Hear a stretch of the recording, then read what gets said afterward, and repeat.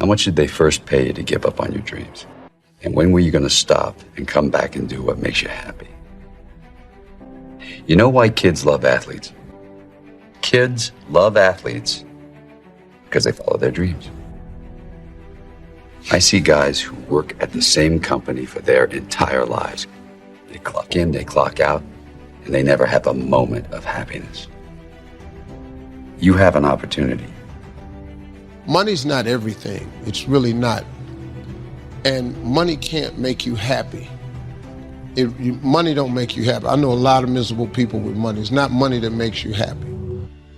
It don't. It don't make you happy, but it'll park you right in front of Happy's house. And you can at least see if the stay there. I recommend money.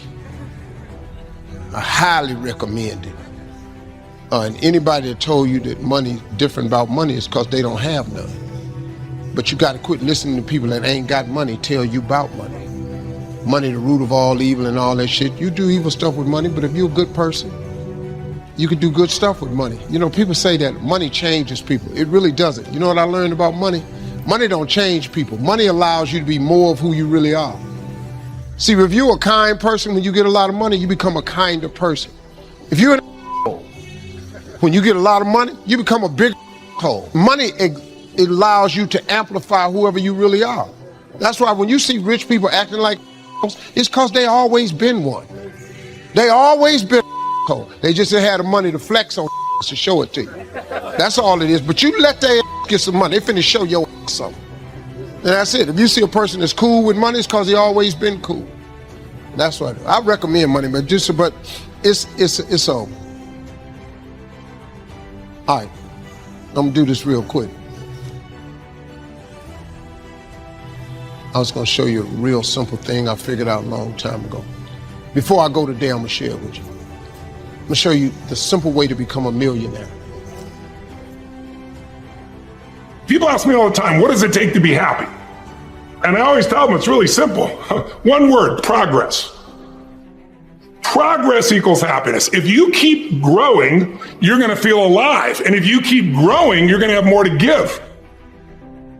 It doesn't matter how many statues, Oscars they give you, or Emmys, or how much money you have in the bank. We've all seen people have all those things, and I get the phone call because they're depressed, or somebody commits suicide in that area. It's really an inner game, and I think that's what's missing for us today. Everybody's focusing on the outside world, and hell, there's a lot of things in the outside world you'll never be able to control. You can influence, but you can't control it. This, your mind, your emotions, your body, you have 100% control over what you do with these things, and that's where the game is won.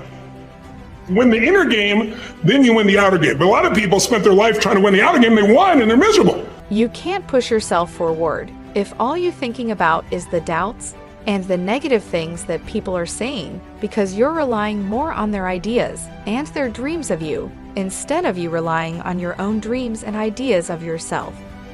Why would you want to surround yourself with people that don't have ideas that are great? Why would you want to surround yourself? Because of a number you know, a lot of people tend to wonder, oh, how many friends they have, and how many people in their corner. I have 1 million followers. I have tens and thousands and thousands and thousands of people that support me. How many of those people do you actually know? Do you realize the power that you have right now? Even the people that don't like you, they are drawn to you, they see you. But they don't see your greatness. They don't see what you truly have inside. This is a rebirth. Life has a way of pushing our dreams down. They can become buried under discouragement, buried under past mistakes. There are dreams buried under divorce, buried under low self-esteem. It's easy to settle for mediocrity even though we have all this potential buried on the inside. All of us have things that we're believing for, something that we want to accomplish. Deep down, we know it's a part of our destiny. We can feel it so strongly. But then we hit some setbacks. We didn't get the promotion. The medical report wasn't good. Or a relationship didn't work out. Now, don't let circumstances talk you out of it. You may not understand why a business didn't make it, why a person walked away, why you came down with an illness. You were doing the right thing, but the wrong thing happened. It's all a part of the process. Your dream may be buried. The good news is it's still alive. It's not too late to see it come to pass.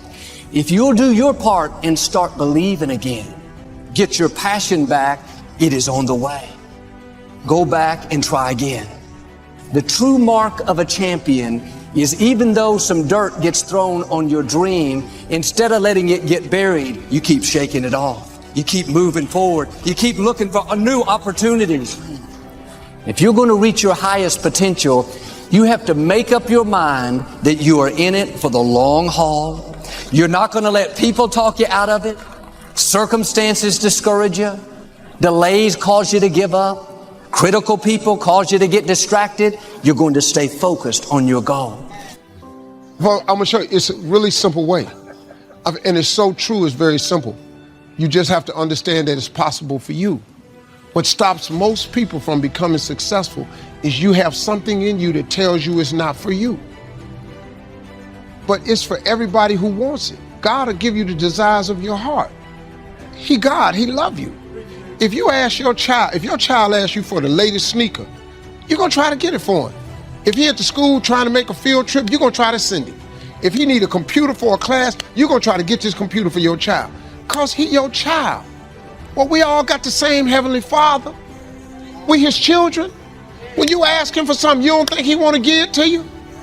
But you have not because you ask not. Most people don't even ask God for the right stuff. Keep wasting God's time with all these little bitty requests. You're talking to God. Why you keep going to God with this little stuff? Lord, help me make my rent. Don't he always? Why don't you ask for a mortgage? You're talking to God, man. This is the same dude that made heaven and earth in 6 days. Go to the new car section. You're talking to God. You're asking God for little stuff. God don't care nothing about no used car. You want a used car, he'll give you a used car. Ask for a new car. You gonna ask God for $500? Might as well ask him for 50 grand. It's really simple. I'm telling you, man, I figured it out. I ain't smart. I ain't got no education. I ain't got no degree of any kind whatsoever. Graduated with a high school diploma. Graduating class was 695 people.